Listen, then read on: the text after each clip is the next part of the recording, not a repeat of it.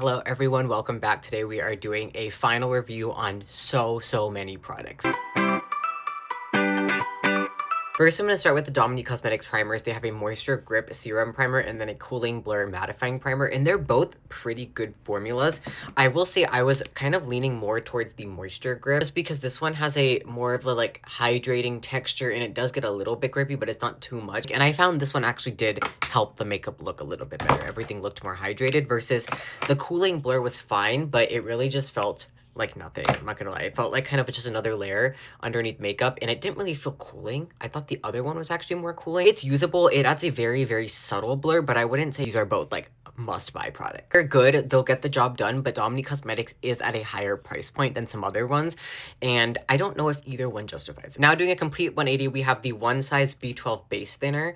This is kind of their like mix of a glowy primer mixing foundation thing. It's very interesting. I do like this. I've been using it a lot. You can use it to mix in with foundations to make them thinner. It goes really well with their own foundation. And even without it, it adds a very like pearly, very subtle glow from within. I found myself using this a lot. I think it works very nicely. It's a very innovative product also for the market. Like I feel like I haven't seen this too much. The only downside is that like you could mix some moisturizer in with the foundation and it might give a similar effect, but this one is designed to work with foundation. So I guess that's the plus side to it.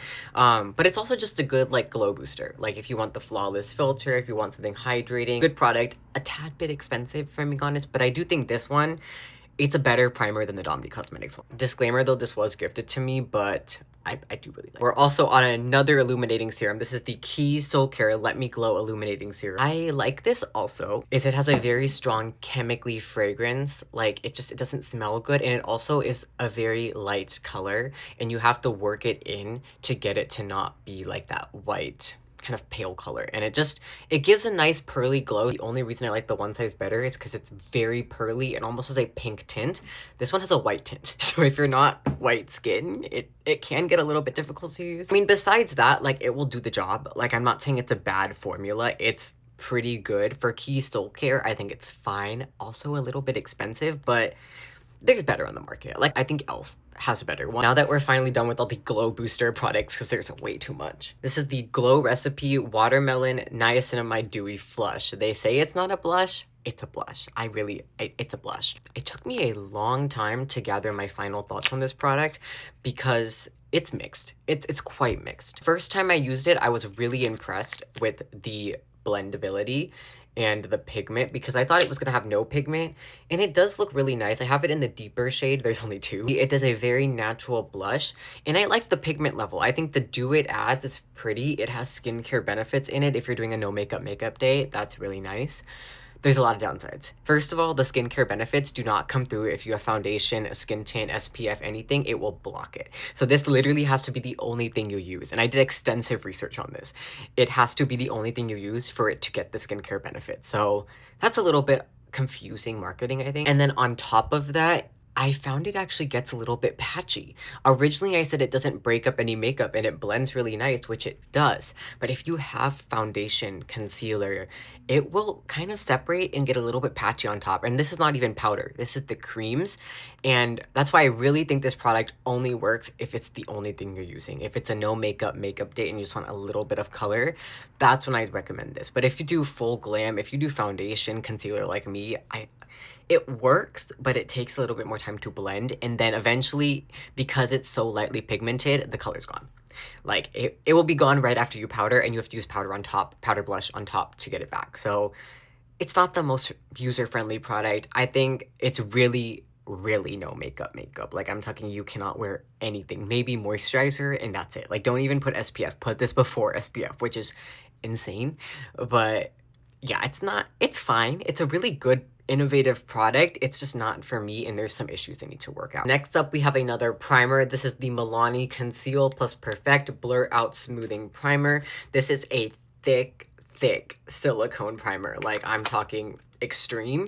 I do like how it has the spatula here. That's a pretty cute design. It is literally silicone in a primer, and I mean, it does the job. It blurs because of how thick it is, but you will feel it. It is not a weightless formula, which is not necessarily a bad thing, but don't expect it to be like weightless on the skin. It does feel extremely cooling.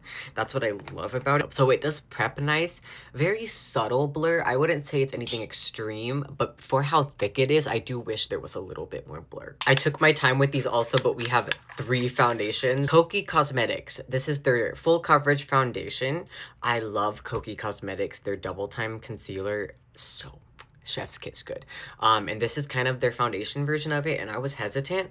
It says a full coverage foundation, lightweight, that delivers silky and seamless matte complexion that will last all day. And they're not lying, y'all. Like, they're not lying. This is one of the best foundations I've used, and I don't say this lightly. I've been obsessed with it. Like, it is almost a perfect match for my skin. Full coverage, and it dries down to be a matte finish, and it doesn't feel heavy. It feels very lightweight. It's almost a cream gel texture, which is crazy because it's full coverage. It is a very innovative formula. It does have a fragrance, so if you don't like fragrances, this is the one thing, but this low-key might be a repurchase for me because of how much I've been using it and loving it.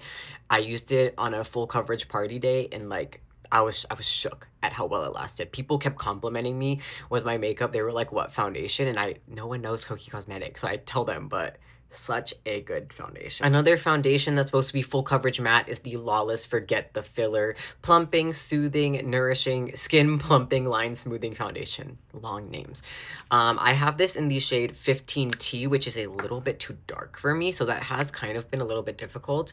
This is actually even more of a serum-y foundation than the Kokie one. It's very hydrating, but it does dry down to be very matte, so I would say if you have dry skin, use a hydrating primer because this will emphasize texture. And it is pretty full coverage. I think it's like bordering on medium to full. Like, it's a little bit lighter than the Kokie one, but it is because it's a serum-y texture. I do really like it. The longevity is fire. Honestly, like, it lasted a long time, very similar to the Kokie. I think where I get the drawbacks is there's just something about the finish that is not as smooth as I would like. I do agree, it does make your complexion look a little bit boosted. It adds like, I don't know how you describe it, but I guess a satiny finish, even though it is more matte.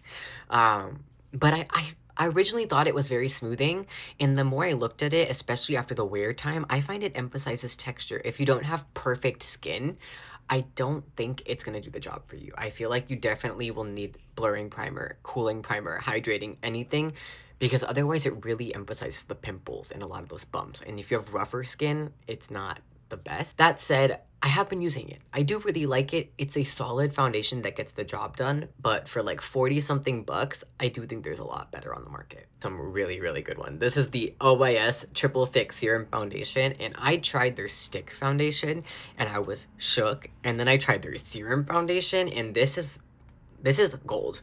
It is definitely not full coverage, so be warned. This is a light coverage.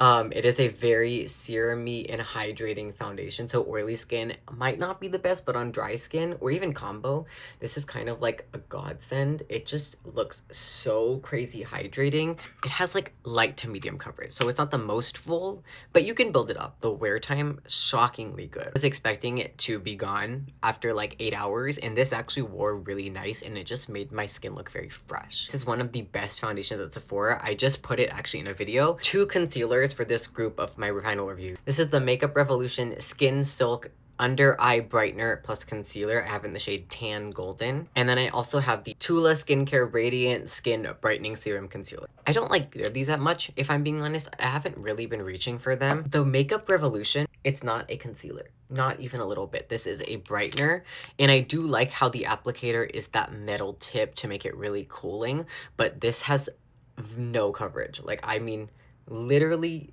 no coverage, maybe 2%. It's a brightener, and it's something to prep your under eyes for concealer, but it's not a concealer. If they even just put Skin Silk Under Eye Brightener, I would have been fine with it, but they put and concealer, and I don't know what this is going to conceal because there is no coverage. I hated this originally. I actually absolutely despised this. And then I used it underneath concealer just to cool the eyes and kind of make a brightening effect. And it looks really good. It feels nice. It does a good job. It's very similar to that Rare Beauty eye brightener one, but less coverage. The Tula Skincare Concealer was a viral product, I think like either last year or the year before that. I'm kind of late to the game, and I'm kind of disappointed, if I'm being honest. I had really high high expectations, and I just didn't get it from this. It's supposed to be a skincare makeup hybrid, so it has those ingredients. I think what it lacks is there's so much skincare in it that it messed with the coverage, and it almost feels like it blends into the skin, but not in a good way because the coverage disappears. Like, I don't know if you can see, but it just feels like it blended in as like a skincare serum, but it doesn't feel like concealer. It does the job, I guess. Very light coverage. I mean, more than the Makeup Revolution, but still very light coverage. And I just feel like I wasn't impressed with this. It also creased quite a bit. Actually, it doesn't claim to be creaseless, but it creased a lot, and I used this with 4 different powders, 2 of which never crease with concealers, so I was really shocked when this one creased with them, and I have to put that on the concealer. Because I've been testing this since like February, so it's been a while. It's not that good, if I'm being honest. Like, I'll use it, I'll finish it up, but it was not that good. Okay, but those are my final reviews, part 1. I'm gonna do part 2 because there's so much stuff in here, it's overflowing. So yeah, if you wanna go part 2, go check it out.